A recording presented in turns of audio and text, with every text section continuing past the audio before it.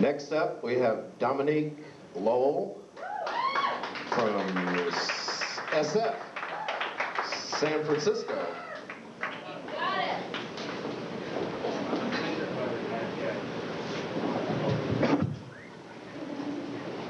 Like poetry. Oh, pass the hat. Pass the hat. Pass the hat. Yes, lady, pass the hat. Pass the hat. I have just about had it with all you lunch-eating motherfuckers. With all you wannabe sinners. All you protestants and contestants.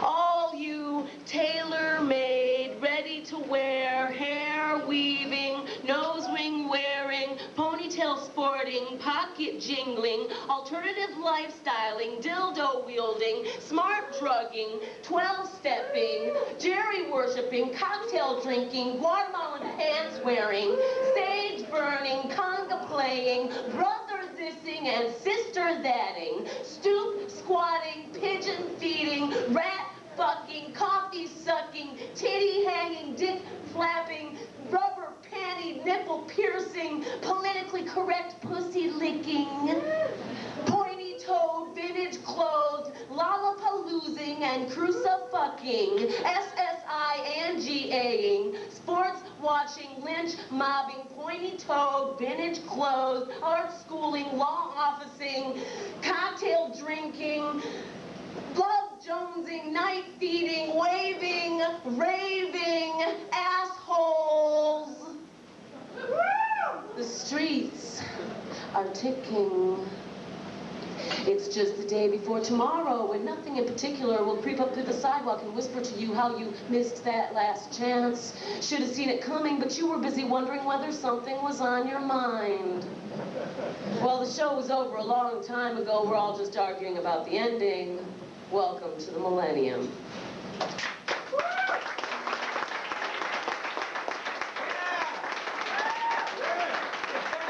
for sale in I guess I'll do one more. It's called Another Job Bites the Dust. Another Job Bites the Dust. I still have legs. I still have the Black Sabbath tape. I can still dance. I still got a typewriter. I still got pubic hair that grows long and red. I still got a hat. I find clothes on the street when I need them like magic. I like the smell of my farts, especially when they're nasty. I still have a place to live for another 2 weeks. Everybody whines. Oh, the system sucks you dry, but the system is too lame to manage even that. I mean, the system can't even lick properly. I submerge from time to time, then I bob up to the surface. I quit my job, and I still got all this juice. I mean, nobody's even bothered to try to suck me dry. Well, I dare you. I've still got a cigarette. I've still got enough money for another beer. I still got the MC5, and I got my clitoris, even if I pronounce it wrong. I got trees and dirt and ocean. I got eyes and throat and teeth. I got tongue and breath and death. The night is mine, and I got work to do. Thank you.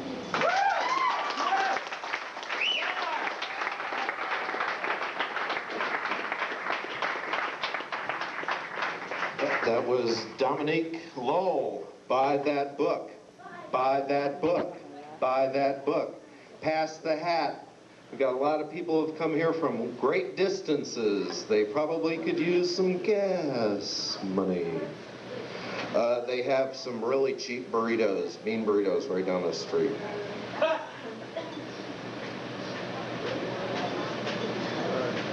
Snap it up there. I mean it, really. Timing's everything. God. Get to Vegas and you're not even on top of your game. I swear to God. Will Engine? Will Engine. Will Engine. Will Engine. Will Engine. Why? What's going on here? We have until 10 o'clock. Oh, these are locals. Hold off, guys. Hold off, guys. We have too many guests. You guys, come on. Hey, locals to the back of the bus. Locals to the back of the bus. Okay, come on.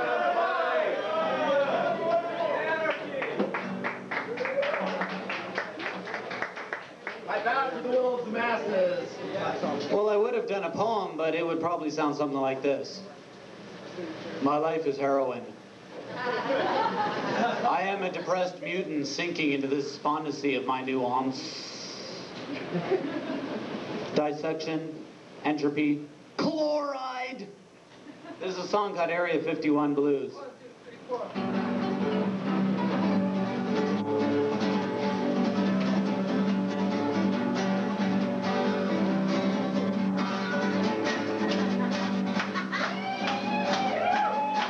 Sitting on my porch swing, sipping lemonade, watching the UFOs fly overhead. Got the MJ-12 picnic in my backyard. I got 3 ETs on ice and they're 40 years dead. I got the Area 51 blues. I got the Area 51 blues. I whistle flying saucers would just fly away. I got the Area 51 blues.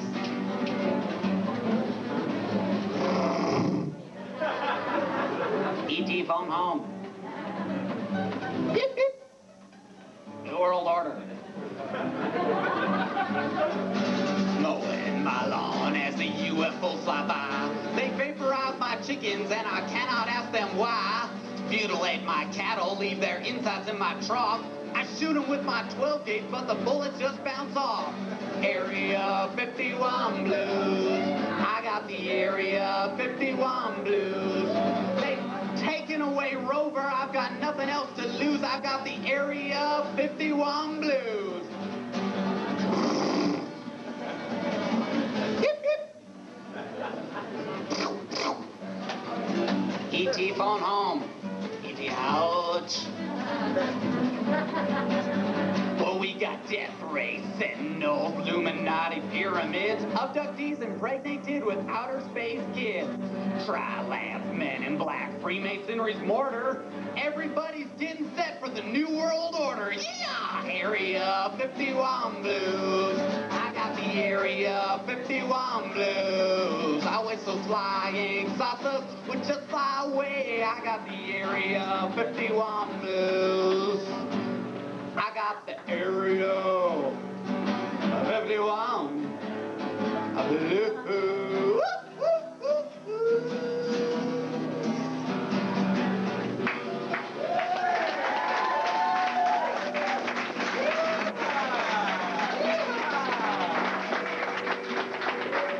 And that's right. Welcome to Las Vegas, and make sure that Area 51 is on your tour agenda. Next up, Gary Mex Glazner. Gary Mex Glazner with an SF after it, San Francisco. Ah, it's so fucking good to be here. Ah, I just love that dog playing singing shit. God damn, that dog was good. And the other boys accompanying him, not bad either. I know how you got the dog to sing like that. I got a new drug. Fritz has a new drug. Toad venom. You want to smoke some? What does it do? It's a mild high acid hash coke buzz. It's totally todular. Nitty, nitty, nitty, nitty, nitty, nitty, nitty. We drive out to the beach.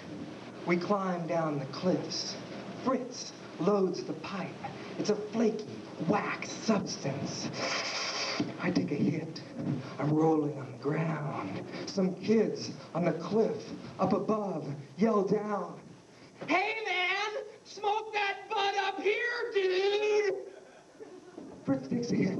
Now we're both rolling. I yell back to them, "It's toad venom!"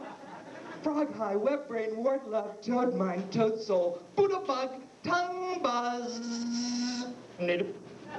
Nidip. Nidip. Nidip. Close your eyes. Tune in. Listen. Insects. Snatch it. Frog high, web brain, wart love, toad mind, toad soul, Buddha bug, tongue buzz. An old pond splashes in my mind.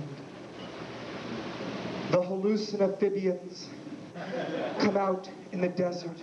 Arizona evenings, summer, they have these glands in the backs of their neck, a defense against getting bit. Squeeze, pop, juicy squirt on Pyrex dish. Let it dry overnight. Scrape it off. Scrape, scrape. Fly paper, lily pad, leaf. Knit it. Knit it, knit it.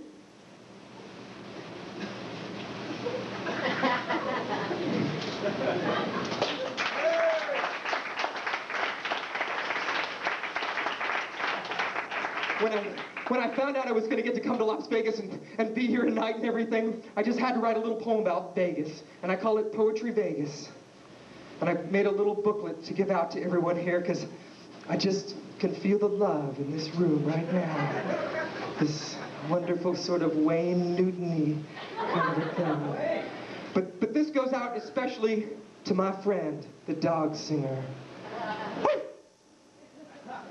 Poetry Vegas.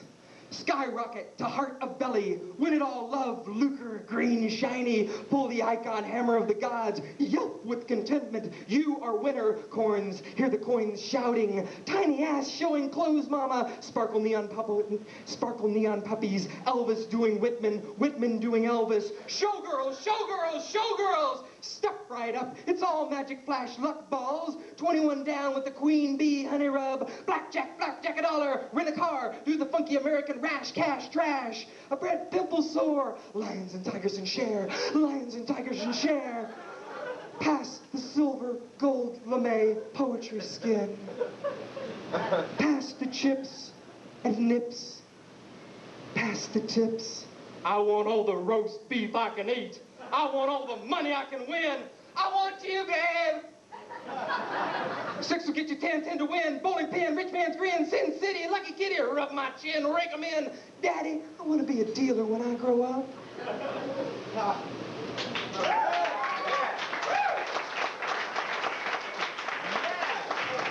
And luckily, we've run out of copies of Poetry Vegas, but wouldn't you know it, in this kind of town, Kinko's is right next door. 24 hours, 24 hours, 24 hours, 24 hours. 24. I have one last poem. Strangers at Lafitte's. The tour guide book said it was Tennessee Williams' favorite bar. We were sitting in the back. At the next table, a woman was holding a rat. She was feeding it with seeds placed in her mouth. Thirsty? She melted an ice cube in her mouth and let the rat lick her tongue. Her boyfriend yelling, "Don't tongue that rat!" Booze, heated New Orleans nights, stinking 1,000 drinks, stinking Pittsburgh bar stink, stinking tourists sweaty from browsing. Tongue a rat, Tennessee's table. Tonguing a rat, Tennessee's table. The piano player was playing Sing-Along Stairway to Heaven. Singing Tennessee was Stella, Stanley, Mitch, and Blanche. She had found the rat in an alley, hitching across the country. Her baby, her family, she loved it. She loved that rat. Drunk on mint juleps, she forgot the rat was in her coat. She stood up, put her coat on. The rat fell on his head from at least 3 feet, staggering, shaking it off. The rat was Stanley. She picked up the rat, brought it to her lips. Blanche, moth, chair, and the moon. Flowers depended on the kindness of rodents. The lamp lit drunken light, emptying the darkness from the room.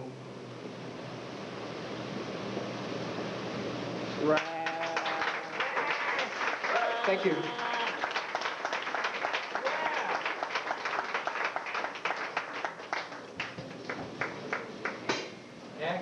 Next. That was Gary Mex Glazner from San Francisco. Next we have Bucky Sinister. San Francisco also.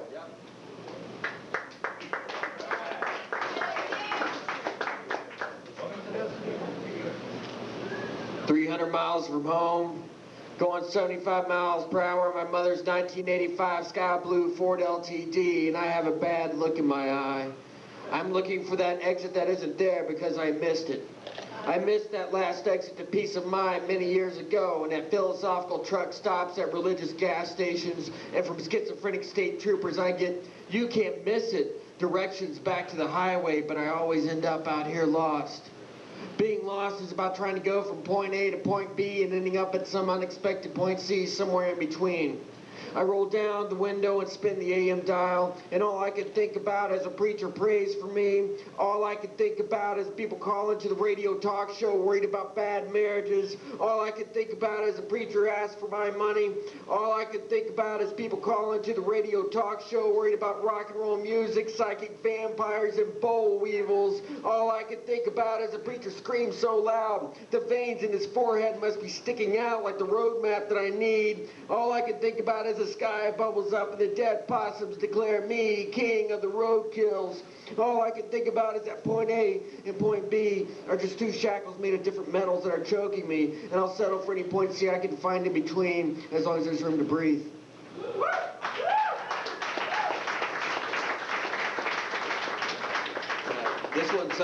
This one's for a couple of my artist friends who moved out to the big city and pissed away all their talent on speed. It's called Living on Method Dream Time. Living on Method Dream Time. Minutes pass by too fast to breathe. Hours pass by like strangers. Days are identical septuplets. The world is recreated each moment, a little more cruel each time, a little more harsh each time, a little more diabolical each time. More places each time to hide you, more ways to beat you down, more millstones for your neck. Seems like you just got that new tattoo yesterday. It's faded now, or maybe it's just you. I haven't seen you around lately, but I always haven't seen you around lately. What have you been up to? Running through your life, missing all your big breaks? Could have been somebody if there'd only been more time. Could have been somebody if the band had stayed together. Could have been somebody if the guitar hadn't been sold. But all that was a long time ago. And if you could talk about it for minimum wage, you would have made rent this month. But as it is, the landlord's ripping off the pages of the 30-day countdown to couch trip tour calendar, and no one seems to be around anymore. Where's all those people you helped out? Where's all those people you lent money to? Where's all those people who crashed at your house? Where's anyone you know for that matter? Where did everyone go that used to hang out all the time, and why didn't they ask you to come along? She moved back to Indiana. He shot himself in the head. She ran her bike into a bus. He jumped out of a window. She, who wore her club stamps like track marks, traded in her club stamps for track marks. And like all speed freaks, she didn't die. She just got thinner and thinner until she rolled up on herself like a cartoon window shade. All these strangers at your hangout, who are they? Why don't they want to know who you are? You don't talk like them, you don't act like them, you don't look like them, and you couldn't if you tried. You're marked by your generation, the tribal markings of the modern primitive dinosaurs, shut out, shoved out, and fossilized, part of just another revolution that was born, bred, and died, and nothing ever changed. Just a quick fuck in the ass without a kiss or a reach around is all it was. And you'd feel more at home in the halfway houses, the hospitals, and detox centers, or in your parents' basement babbling with both brain cells you got left about back when things were cool. But instead, you're left behind to watch the next bunch of freshies move into town, playing their own cultural revolution, go do their dances, trying to catch the ultimate experience with the enthusiastic desperation of a junkie chasing after the ultimate high. It all sounds so familiar. You want to tell them, shake them, and warn them, but they wouldn't believe you anyway. Time has pinned your arms back. Beauty has one hand around your neck. Your eyes bulge looking at her bloodshot lovers. You don't dare blink, but she's got an eyeball crowbar in the other hand, and when she smiles, she's got retinas in her teeth and optic nerves on her breath. Now you know what beauty eats. Now you know the sound of time laughing at you. Now you know how it feels to be the fatted calf. Now you know as the last grain of sanity falls to the bottom of the hourglass that the cutting edge will slice you to shreds. Thanks. Got some of these over there.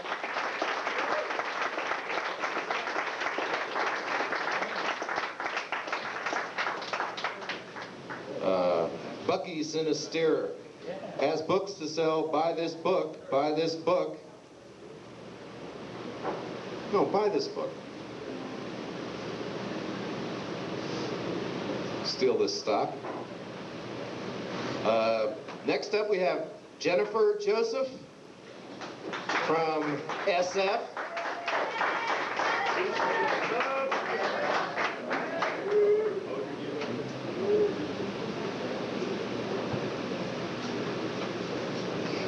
I figure I'll have a chance to read a bunch of ranting stuff tomorrow, so I'm going to do like more literary-like stuff here because, you know, this is sort of a poetry audience and y'all are listening.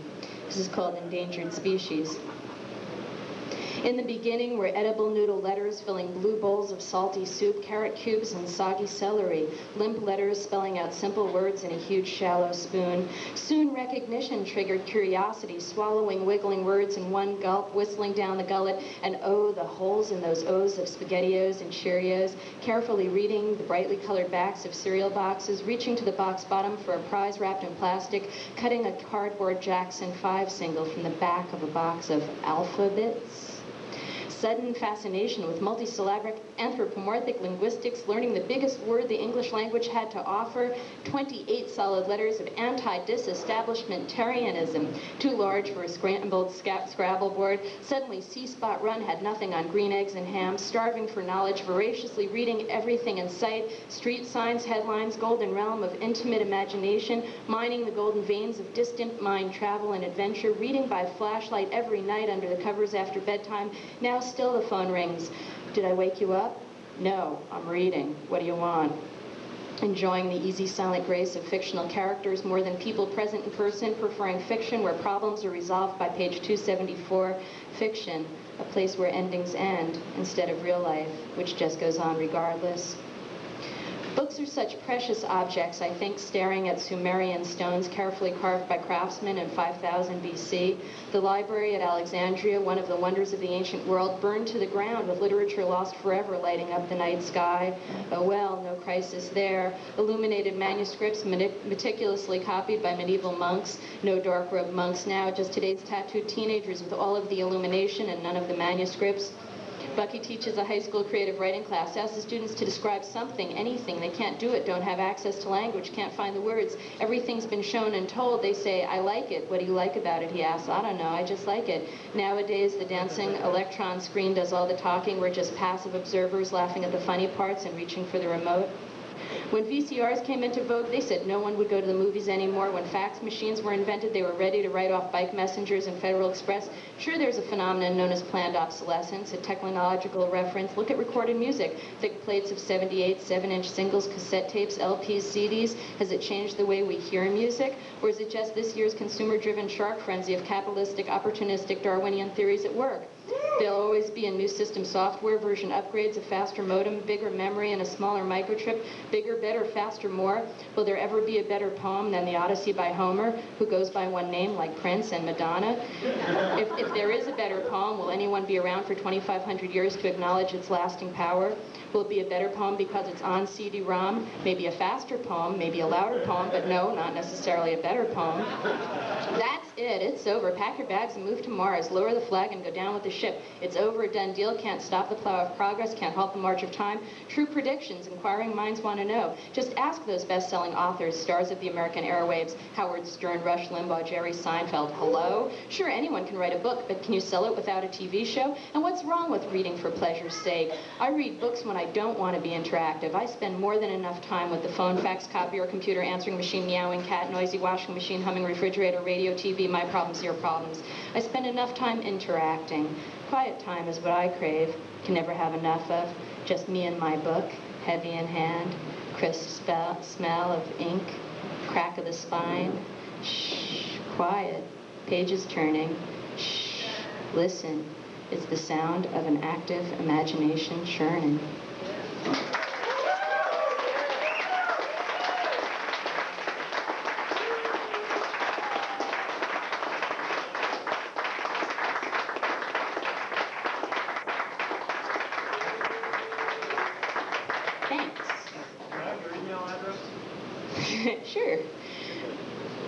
Yeah. No, I know, I'm online. It's just, you know, one of those things, you know. All right. I'll read another sort of semi-serious one just because this is an audience that listens, you know, it's nice. This is called Poppies. In the radiated fallow fields beyond the darkened nuclear reactor, purveyors of an underground cash economy have planted poppies, Papaver somniferum, called the joy plant by ancient Sumerians. There the stems rise like long-legged birds over 4 feet in height. Giant buds hang lazily from crooked necks.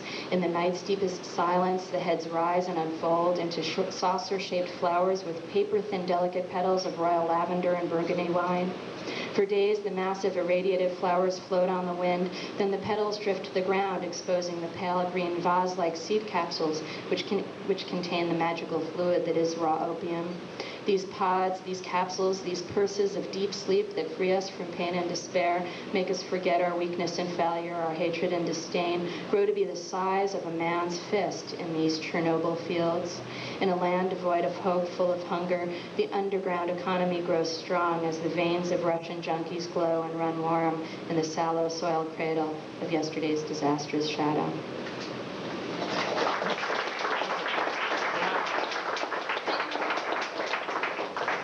Okay, and I'll do a short happy one. So, a happy one. Yeah, this is called Summer Poem.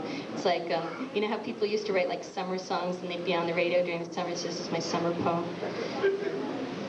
And so it becomes summer, sneaking up like a garden hose wrapped around your ankle, hissing water as seeds are sown, green tomatoes are grown, rounding out roundly, and zucchinis zoom out of the ground overnight as the sun sets in perfect coolness after the heat has burnt itself out with the day, washing away the thirsty, sweat-downing beers and bong hits as someone else's music drifts through open windows. Shouts and squeals and all the summer night sounds drift in like radio static, settling in for summer while the old guy upstairs hawks up another loud loogie and the little baby's screaming again. Sheets twisted like a nighttime vine, late nights stumble for a final glass of water, soft hum of a refrigerator working overtime for each and every reason. Summer is sublime and it's my favorite season.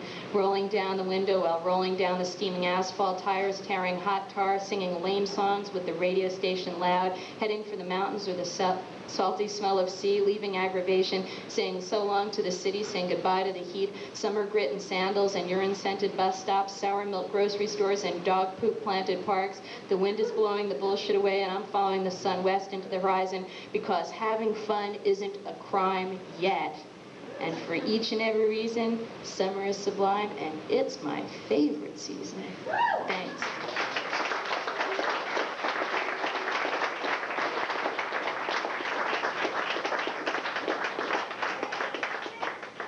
Jennifer Joseph.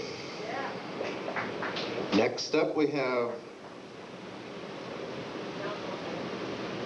Longhi, Longhi, Longhi, Longhi, Jon Longhi.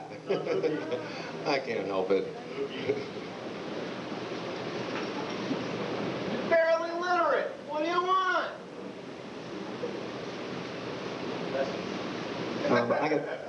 I got books for sale too.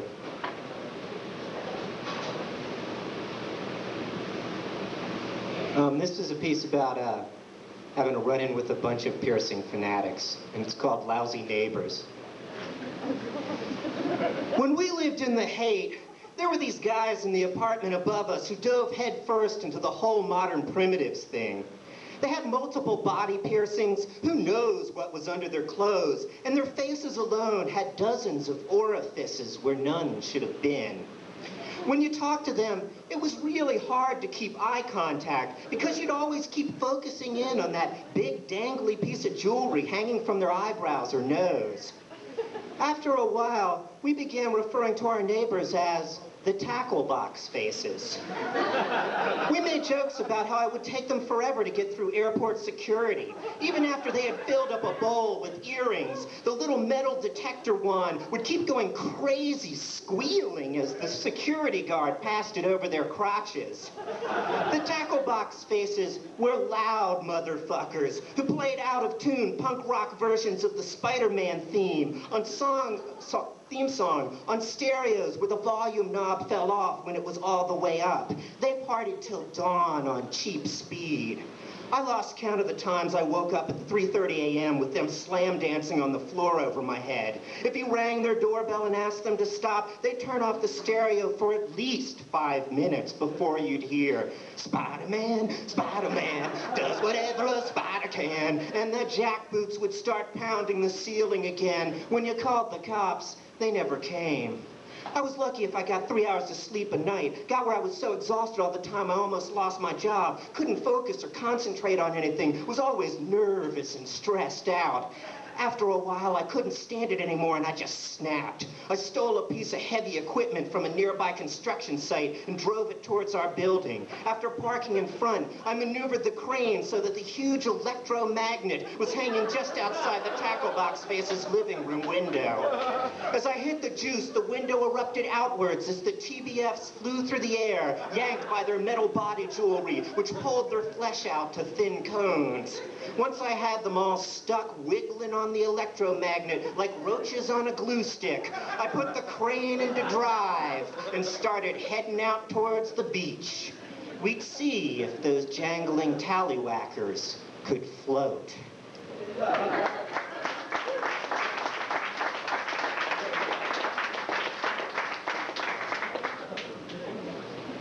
This one's... Hey, catch a bunch of groupers on that. Run, you run. Yeah, catch a bunch of groupies.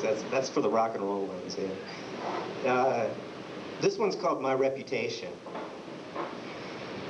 When I was in the Army, my platoon would send me into the bad neighborhoods to score drugs for the boys.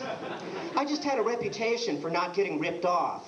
I'd go into a slum, up to a row house that looked like roach heaven. In the sleazy living room that smelled of dirty laundry would be a nervous, pencil-faced dude with bad shakes.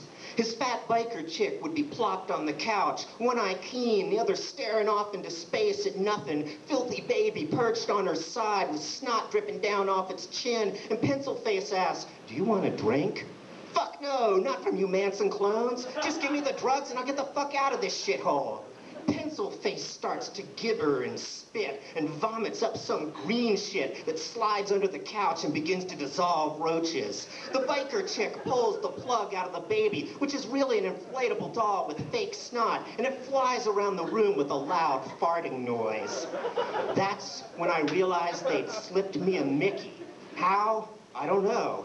Luckily, I'm carrying a rod and wave it around the air screaming, "I'm gonna shoot," hoping they don't find out it's got no bullets. The biker chick turns out to be Curly Joe in drag and starts beating me with a dildo whining, "Wise guy, wise guy." Pencil Face has got the shake so bad he's just a blurred area. I grab a sheet of acid and a quarter-pound of reefer off the coffee table and hightail it for the fire escape, roaches snapping at my heels. Curly Joe is lighting farts and blowing them at me like a flamethrower. The green shit under the couch catches fire and blows up big as nitros, leveling the surrounding 2 blocks. Pencil Face is vibrating so fast he caves into a black hole as Curly Joe shoots into orbit using his flaming asshole as a rocket booster.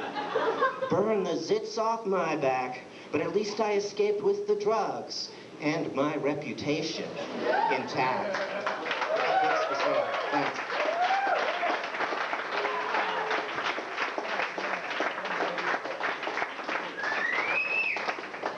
It's Jon Longhi. Marci Blackman. Got it right? Marci Blackman, also with an SF after her name. All the San Francisco poets have books for sale. Starts up.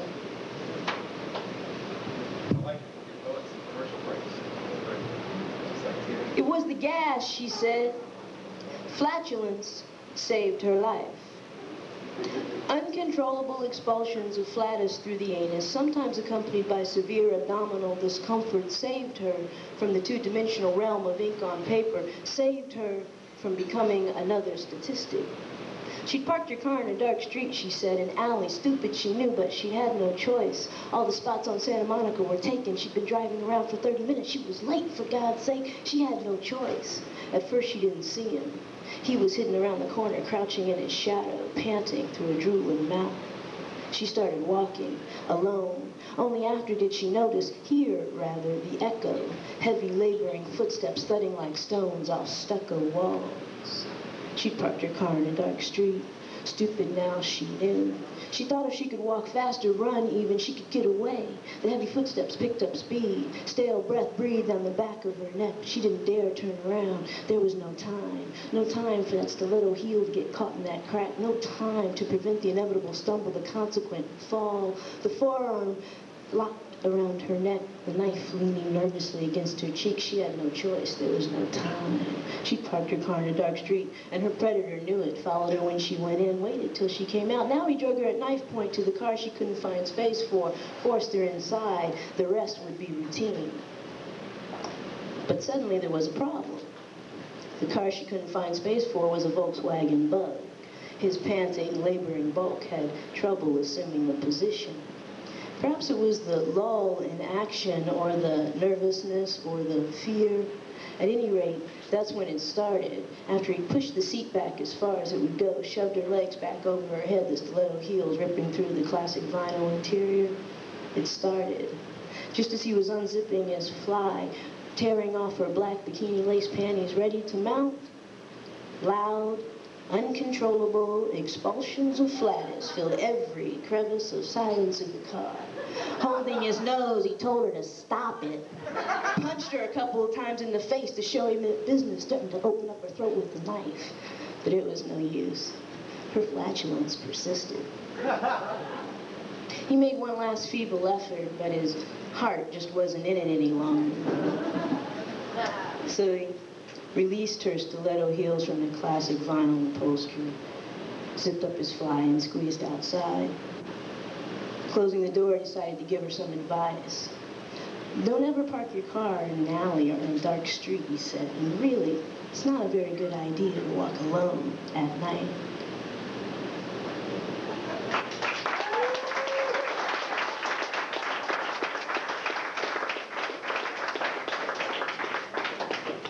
What does it do to be alone, she yelled through the bathroom door. The bathroom, the only room in the house with a door that locks, the sacred bathroom. Sitting on the toilet seat down, rocking back and forth. Brick wallpaper, yellowed, 7 years of age, no paint. And charming earthquake cracks in the ceiling, leading to holes in corners, front doors for roaches and ants. What does it do to be alone in the bathroom home to low flush toilets, washing runaway tears into sewers, cleansing the body of toxic waste, dreams in a time when there should be none. But even bathrooms aren't so sacred anymore. Even in old, well-constructed Victorians, can you still hear the muffled sound of the neighbor's television a Sunday afternoon? The Reverend Falwell or Robertson reaching through the cracks to save your soul. I have sinned! I have sinned! And you have sinned too, my brothers. And you have sinned too, my sisters. Yeah, we have all sinned. I say we have all sinned. But not to worry. God will take care of us all. God will save us from ourselves, our own worst enemy.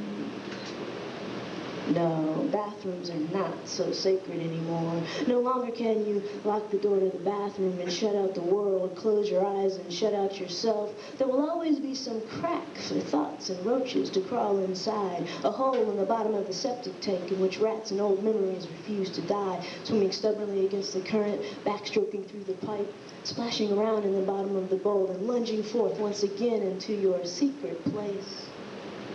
What does it do to be alone in the bathroom that's not so sacred anymore?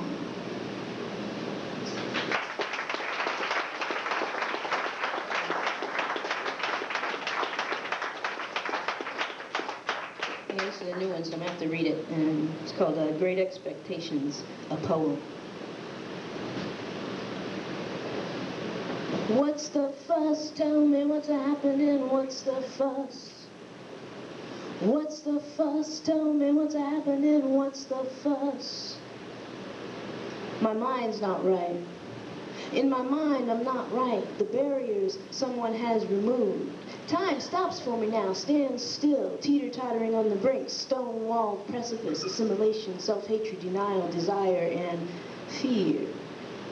When the mind's not right, screaming red, yellow poppies fall from disjointed granddaddies and morph into the raped pussies of dead girlfriends, thrice risen from the grave, and dancing to Odetta, singing Dylan on a balmy, star-spangled night.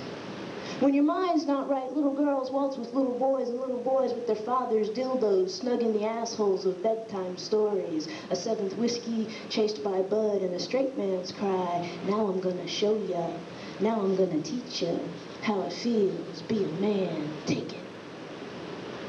What's the fuss? Tell me what's happening, what's the fuss? Is this what it's all about?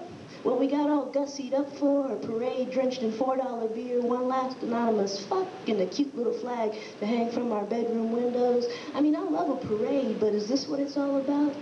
I'm a black dyke with a long since lost affinity for pretty skinny and liquid little boys looking for a home now in the pretty little snatch patches of liquid girls. But lo and behold, the home ain't there, never has been. Uncle Tom can strut through the Castro, two-stepping on his Bible, still won't get him a room up there in the big house. And Eliza, well now, Miss Eliza's gonna have to carry them babies just a little bit further, catch up to freedom.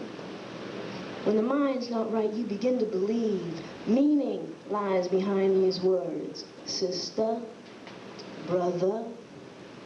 After sticking your cherry pink gun down my throat and tugging on the blonde hairs that happen to blanket the whole of my body, but you're not really black, right?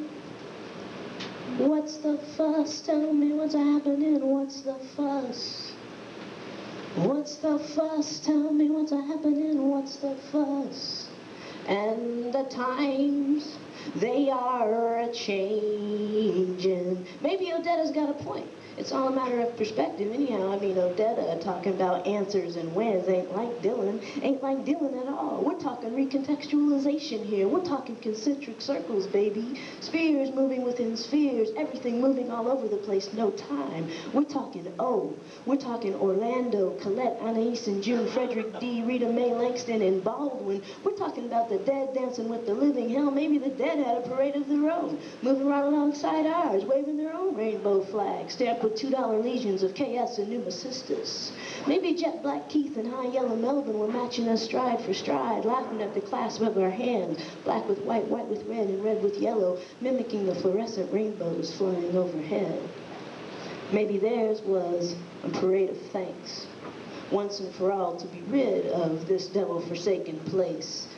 Manipulate your mind into believing, free at last, in a world where everything moves all over the place, no time, and writing is no longer a viable phenomenon. Thank you.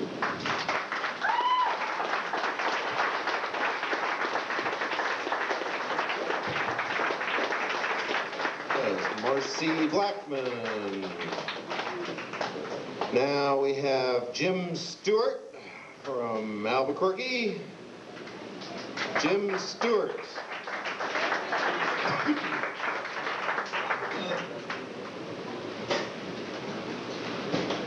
I want to fucking warn you all, I am one of those fucking Green Day listening, clove cigarette smoking, fake fourth generation, slam dancing, fucking vegetable garden co-op shopping, bead wearing posers you all fucking hate. But I admit it.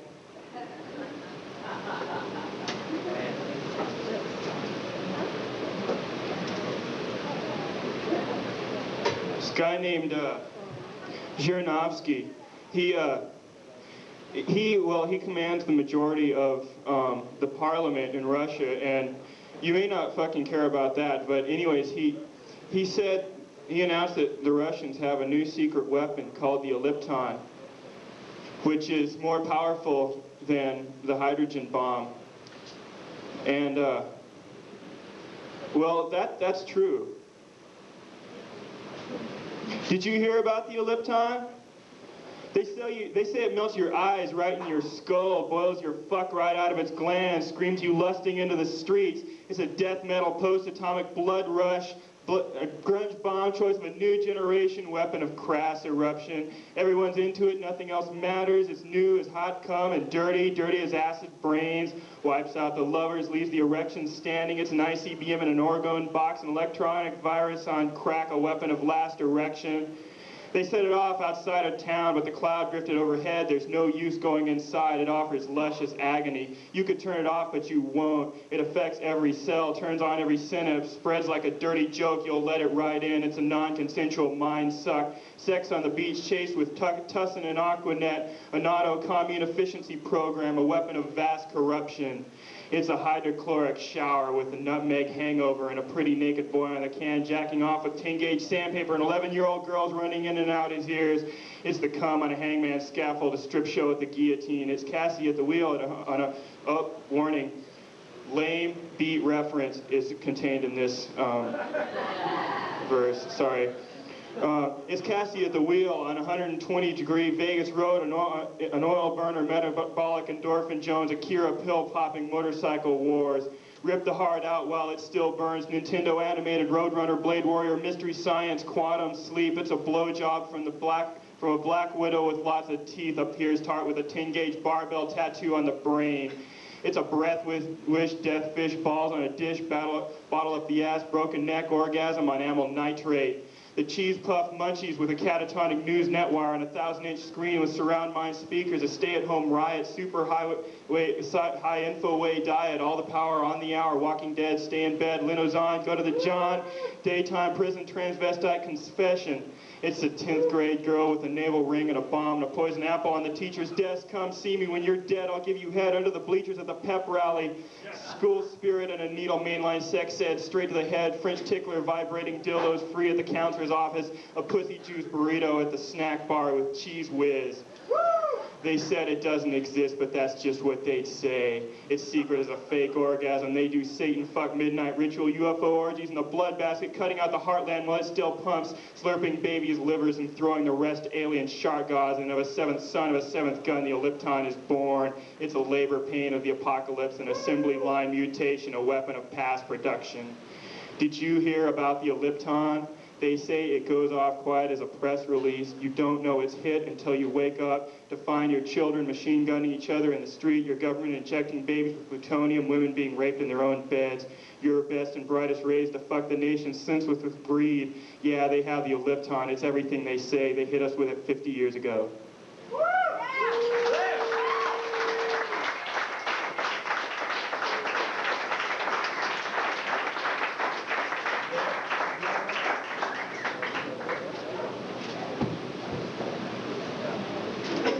A word stream from Jim Stewart in Albuquerque. Next we have Maggie Schold. Lately of Albuquerque, but also SF. San Francisco. Lately of San Francisco, but also of Albuquerque. This is called White Men #2. You know who you are. If you are amusing and vaguely clean, you may sit here next to me at this outdoor cafe, drink coffee, and invite me on a fantastic voyage, a real trip of the senses, a real slip of the tongue, and I will laugh when you ask if I am Jewish, where I come from. Will I follow you to the ends of the earth? Your culture is showing. It slips out, sweats from you, and you cannot control it, even if you try. You do not realize as you pull out the chair, I am writing a poem about you, because I know you, even if you think that I don't, because I grew up watching as the world turned on your axis, that dick you want to put in my mouth, hoping I am toothless, will not leave scars. But I have smoked too much.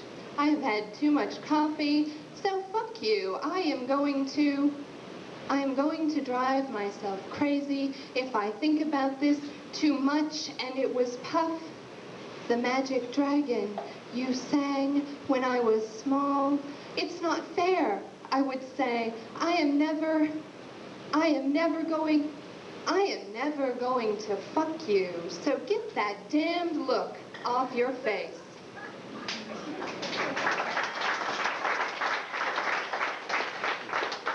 The second one's a little shorter and a little sweeter, I think. It's called Paint. With my finger, I work one line of peeling paint down the knotted crevice of ridge wood, fine embroidered river, grainy stitches, satin stitches, sharp-edged paint, blisters of French knots and flowers. Work this crack in pine tabletop, feel the splinters ride my skin, wish I were swimming or pouring milk. An intimate point of concentration, unseeable pattern of wood and flesh holds my fingernail thin interest, keeps me from thinking about my body, what it might be carrying, disease or life.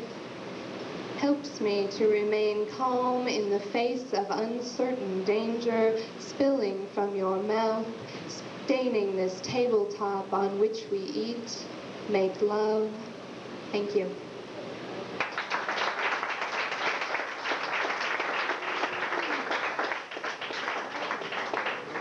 Maggie Schold. Next up, we have Pleasant Gehman from Hollywood.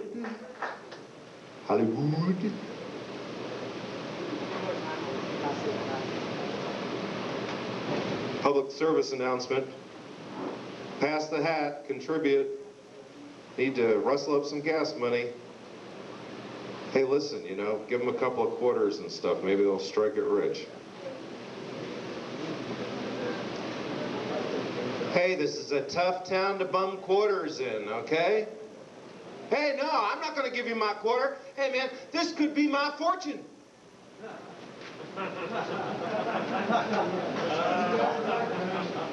Remember, bet maximum coins.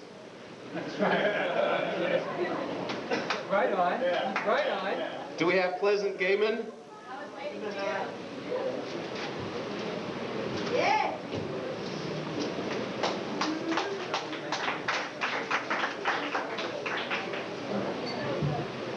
Hi.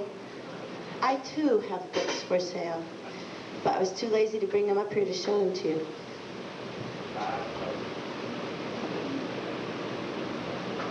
I was too young to realize it at the time, but I was constantly horny. Every time Astro Boy blasted off and the little flame shot out of his red boots, I got so excited I could barely contain myself. Every time Spider-Man shot webs from his wrists, I died a little inside. The fact that he didn't have a mouth drove me wild! And Zorro with his long black cape, his thin little mustache, but especially his mask, did more for me than Howard Hughes's uplift brassiere ever did for Jane Russell. I would be glued in front of my television set, watching the Addams Family, so blindly in love with Thing that I didn't even realize what he was. A disembodied hand that lived in a box. And every time Lurch said, "You rang," it sent shivers up my spine. I would lay in front of the television set. I would lay almost under the television set, craning my neck and twisting my head, just trying to get a look up Tarzan's loincloth. If I was the only girl left on Earth, and I had to choose just one man, who would it be? Mo, Larry, or Curly? Looking back on it all now, I realize it would have to be Shemp.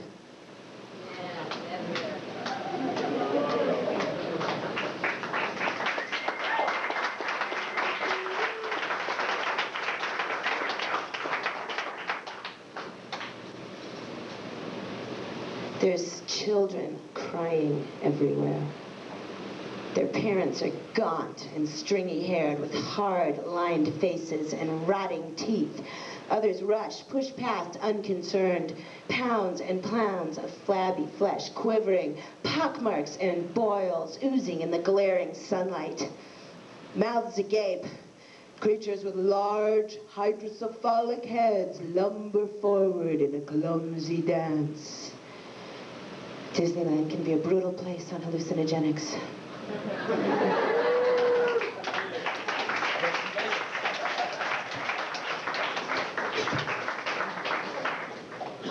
White trash apocalypse. When the end comes, honey, please put me in a lavender Earl Scheib 99.95 paint job Pinto with homemade dingle ball fringe hanging from the headliner, a magnetic Mary on the padded dash, a 6-row Rolling Rock under the passenger seat, and golden oldies on the radio. Send me home from my job at Kmart or Carl's Jr. or the cosmetic counter at Walgreens Drugs in my pale blue polyester pantsuit with the thong bikini lines visible up the back. And don't get too blinded by my magenta metal flake manicure. Yeah, they're really my own nails. I paid for them, didn't I? Give me the home shopping club on a big screen TV and mount it on the ceiling so I can watch it while my old man puts it to me. And afterwards, while he's in the John and I'm sitting there thinking, maybe I am gonna get me that 24-karat gold electroplate and cubic zirconia tennis bracelet.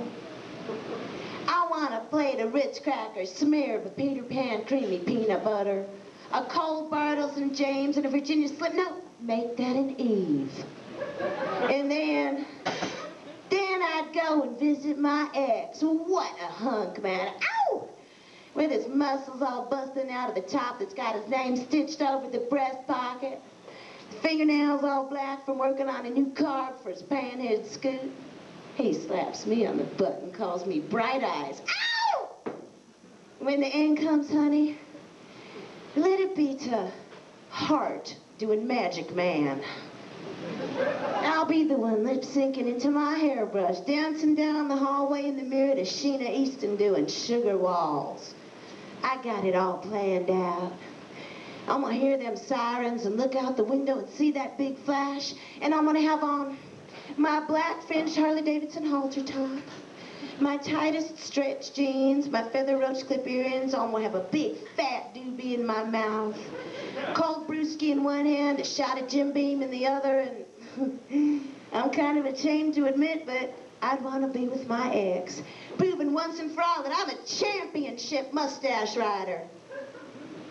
I'd flip my hair back, then I'd look up with a shit-eating grin and flip off my maker. See ya.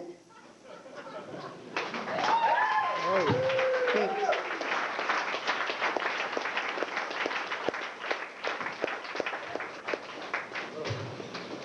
Yahoo indeed. Yahoo and whoop-de-doo. Next up, we have Iris Berry. Iris Berry, also from Hollywood.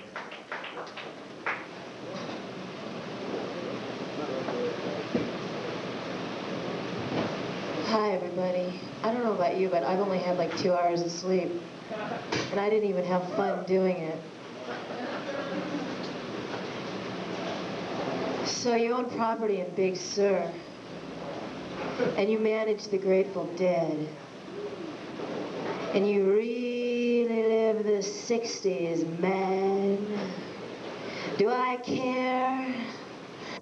I was babysat by the 60s, man. Daddy-o, Pops, Gramps.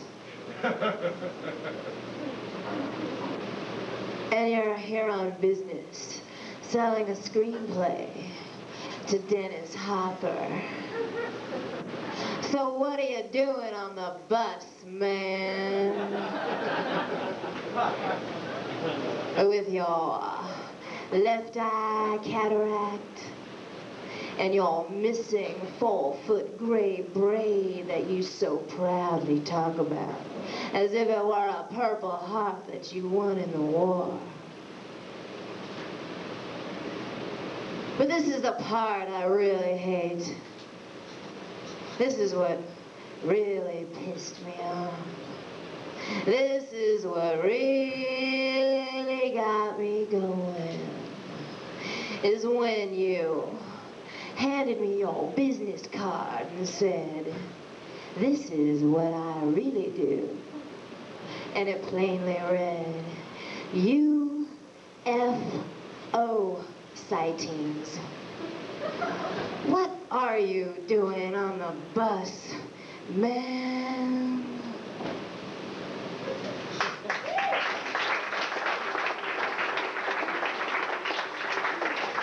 True story.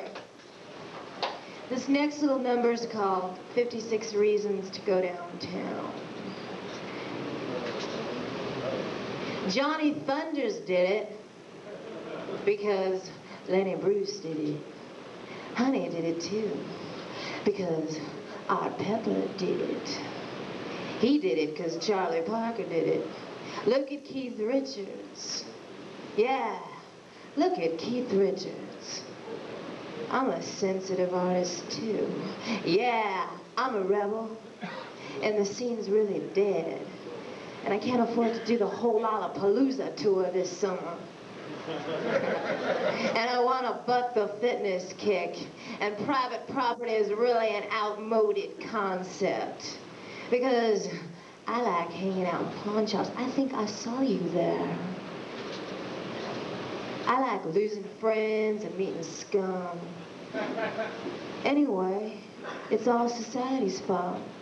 You know, Sid and Nancy, Kurt and Courtney, your next door neighbor. Look, your boyfriend does it. Your girlfriend does it. If I want to sleep in my bathroom floor, if I want to sleep in my breakfast, if I want to sleep in my dinner, and if I want to die watching TV, it's my business. And besides, I've got it all under control. I do it only twice a week at the most, so quit hassling me. It's rock and roll, it's the Rolling Stones, and didn't Edie Sedgwick look so cool in Chow Manhattan? She was out on the edge, and I like being out on the edge. Just like Burroughs, just like Thunders. Yeah, Johnny Thunders did it. Look, I know I'm propping up third world dictatorships, but I'm not hurting anyone else. And besides, I've been clean for a whole week, so quit hassling me. I've got it all under control.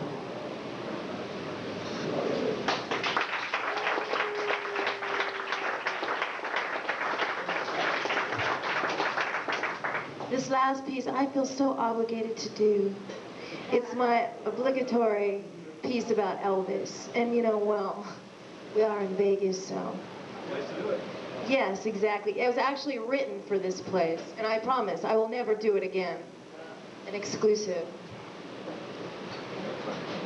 He's the king of the inquiring mind's bestsellers list. He's the supermarket savior for the common man's lifelessness.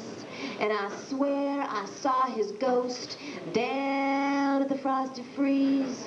Damn near brought me right to my knees, begging please. But I had to pinch myself when I saw him disappear in thin air. Now I'm going to sell my story to Current Affair. The king's not dead, he's just real gone. 50,000 tabloids can't be all wrong. Faked his death on a false pretense. Read all about it, his intimate secrets for 89 cents. Well, I hear the king's been living up on Mars with a mutant pygmy motorcycle gang. He got tired of all that fortune and fame. What a shame. And we thought Michael Jackson was insane. You know, I hate to say it, Elvis, but well, Ever since you died, you know, you never been the same. The king's not dead, he's just real gone. 50,000 psychics can't be all wrong. He faked his death on a false pretense. Read all about it, his intimate secrets for 89 cents. Thank you.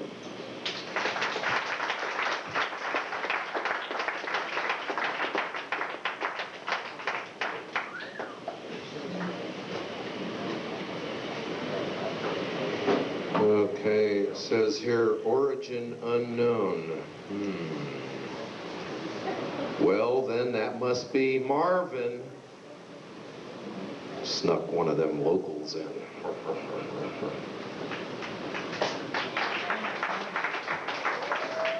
I'm sorry, honestly. This first one's a true story. It's called Barefoot and Screwed Up. It began much like any other Sunday morning on the west side of Anaheim. My brother and I were sleeping off the night before, but then we awoke to a commotion in the alley. I scratched myself and smacked my parched lips as we staggered out onto the balcony hungover.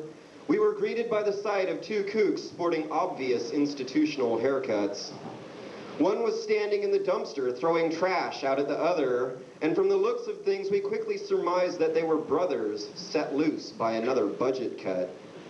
"What the hell are you doing?" my brother yelled. "Hey," the one yelled back, "you got any shoes?" "What?" My brother looked stunned. "You got any shoes?" "We need shoes," the one kook yelled. The other one jumped out of the dumpster, and sure enough, they were both barefoot. "No," my brother and I shouted. "You sure?" he asked. "We need shoes." "Hey, we're trying to sleep," my brother yelled back. So they walked on down the alley barefoot in the broken glass shouting, "Shoes! Who's got shoes? We need shoes! Shoes! Who's got shoes?" My brother and I went inside and each cracked another beer. The clock read 8:45. I stared at the holes in my only pair of Vans. I wondered if we were any different, but I laughed just the same.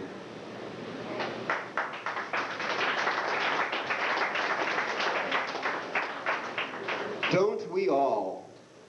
Crimson tears fell smeared upon glass. Bobby watched the cats fight. The curled corpse tumbled to the police feet. Janet locked little brother in. Cartoon mice killed on the television. Joe pushed Sue out his cartoon window. Gray touched green in a smashing blow. Bill's hammer loved little toads. Dad read about the war while Mom cut up the chicken.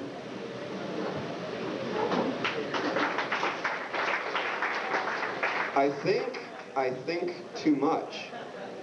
Cesspool mindset, boiling over 10-speed, blender head, pure logic, whipped reason, liquefied emotions, swim through the motions, some other time, change the subject, another matter that doesn't matter, move on, move over, make room over there, filling in the spaces, no more looking for missing pieces. It's time for mindless entertainment and instant gratification, but I can't dance. What shall I do? I'm overwhelmed, I'm overqualified, it's overload, it's overkill, it's over. It's just a point of reference now, but I'll get back to it. I never forget. I just have poor timing. My stream of consciousness becomes a river. Throw me a lifeline, throw me a brick, throw up, suck up all the filth and spit it back in their faces. The morally malnourished exist on a steady diet of their own excrement. It's no coincidence that rhymes with excellent. I'm not paranoid. Someone formed a committee and planned it. Someone had to draw the roadmap. I just need to sleep. I need to dream. I need to wake up in her arms and look upon all this time gone by as just another ugly nightmare. It's all just a dream within a dream, and that's the sad truth until tomorrow when I have to mow the lawn again.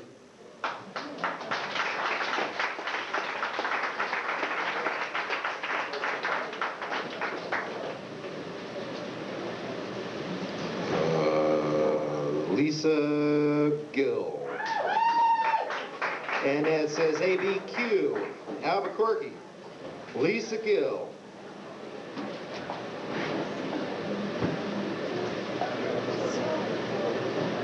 This is from the Botany Translations, chapter 19. Okay, let's see. The Botany Translations, chapter 19, verse 7.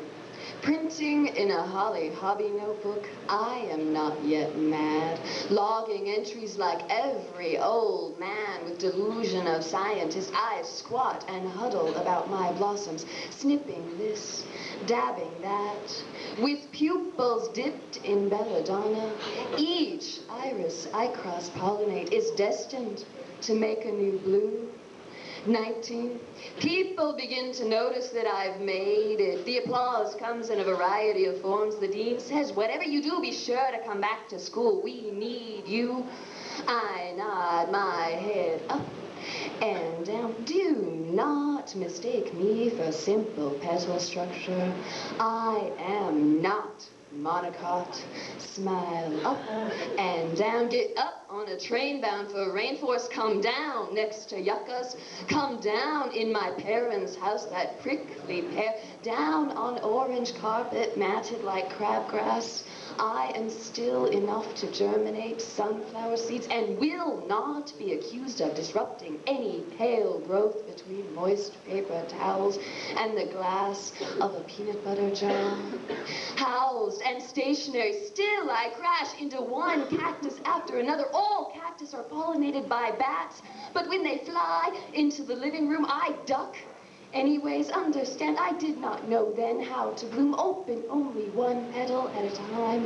And that day I flowered all over the place, as persistent as the morning glories which had sequestered a quarter of the yard, despite the plastic my father laid so painstakingly down before dropping his rocks. Falling this drop and swoop towards my head, I am running from bats and find the bathroom lock removed, and I can't keep them out, and I can't get them off. Realize I am tangled in my mother's ivy, freshly watered. Hung up in the shower, I am caught by these vines and arms. Mother grips both my wrists, screams at my father to call the doctor, any doctor, hard pressed against the wallpaper.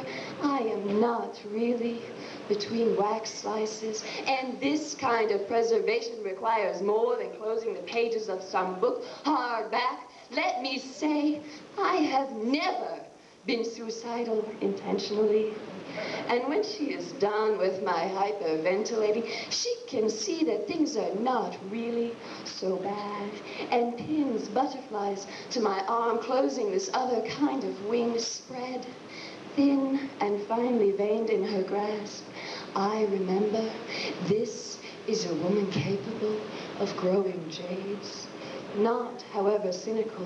She says she will pray for me. And tact like this, I know she will knit her fingers together and give me another boost into the dumpster behind the flower store on Central. Imagine the sinking down. Rummage, gather peonies, orchids, lilacs, even daisies and baby's breath. She will only want the ones with the right insides, textbook ones to cut open and expose for her students. This is how a flower works well, yet hand her all these. Offer bouquets with short stems, missing petals, a wilted lip or two, and at least for the car ride home, you will smell of flowers. Taste those waxy petals on your fingertips. My lips pressed and rosy against the mouthpiece of the phone. I tell the doctor, I am happy, just fine now. And no, I worm my way around the root of the call. I don't know what happened. Certainly, a hospital is not necessary. I am clotting just fine. Still, he wants me jonquil, and that doesn't sound so bad. Not for a description my mother will fill at the pharmacy. For a bit, I say, I will float, lotus or lily, on your pond. Thank you.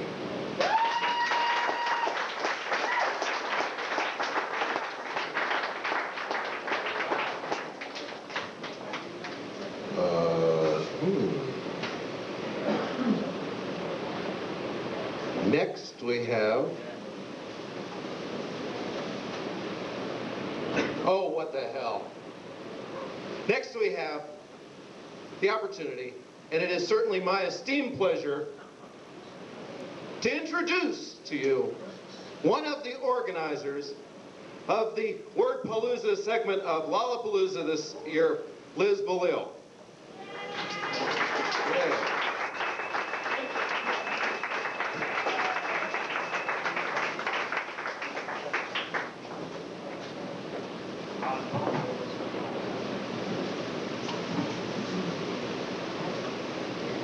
Sold my soul to the devil to do this.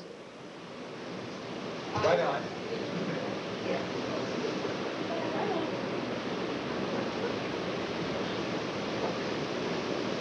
This is an excerpt from a piece about my sexual fantasies. It's a really, really long, long piece. I'm dancing on stage in a club full of enormously fat men. They all want me and watch me make myself come. One guy shoves the bouncers aside and starts fucking me on stage. He is so heavy that I can't move under him. And his sweat drips down all over me, wetting me, and his gasping for air as he pumps away on top of me sends gusts of wind over my wet body. I am the courtesan and he's the emperor. I am the queen and my servants wake me up first thing in the morning by licking my pussy. Yvette tells me about fold fucking. She knows everything about sex. A male friend of hers wanted to sleep with this guy, and the guy asked him to gain weight for him. So her friend put on about 200 pounds and was introduced to the joys of fold fucking. Sex with people who enjoy eating. I have sex dreams all the time. Some are simple, sensual haiku dreams. Others are more elaborate, graphic. They give me a fondness for certain people. Now, I want to find a man who'll let me enter him with the strap on. I worship a nice ass. I want to make a man feel that good. I want to reach that place inside him that we all fear. I want to balance that supple leather and cold iron ring strap on that long, hard cock on my hips. Then I'll make him bend over, bend down on your knees in front of me. His ass will quiver, but mine will be round, smooth, delectable like wine-marinated apricots. And I'll put on a thick layer of tasty cherry ass relaxer cream on my strong fingers. Then I'll work him gently into my love's asshole until I feel him letting go, letting my fingers do the talking while I stroke his balls with my other fingertips and my other hand. I'll kiss his ass and lick his asshole gently, flicker and tease the muscles with my hard, stiff cock, which is also covered in a thick layer of tasty cherry ass relaxer cream. And then I move my fingers in his asshole harder and faster and harder and faster. Then I build it into a frenzy and he'll start to moan. He'll start to moan and shift his weight from side to side, knee to knee, and lift his ass to receive my dick. And I'll put my fingers, then I'll ease it in, working my hips so that my marinated apricot buns are shining and smooth and flexed. My cunt will be dripping from the excitement, my legs straddling him open shoulder width apart, and my breast stands straight out. I'll take his hips into my hands, catching fingertips under that shelf of bone, and I'll thrust the whole length of my cock into him, working it in with spiral hip motions, but slow. Very slow. He'll start gasping and it'll hurt. It'll tear a little, but it hurts so good. I can feel it working its way inside him deeper and deeper, and then he'll scream. It's that empty space inside him, that cavity. He'll come explosively. No woman has done this before to him, and he'll scream. I'll have a glimpse of what it's like to be a man within a man. He'll cry for mommy. I want to find God inside him, make him cry, tears of joy. And then we can argue about where to go for dinner, and I'll win.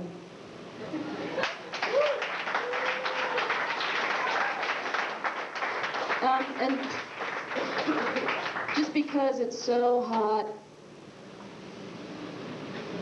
and because we're in Las Vegas, which is the devil's bong load, I have a piece about Los Angeles, where everyone told me not to move because it would be politically incorrect to move there. And the more I heard that, the more I wanted to go. So this is called The Devil's Playground. I entered my life wearing innocence, and I've lost that here in Devil Town. The devil's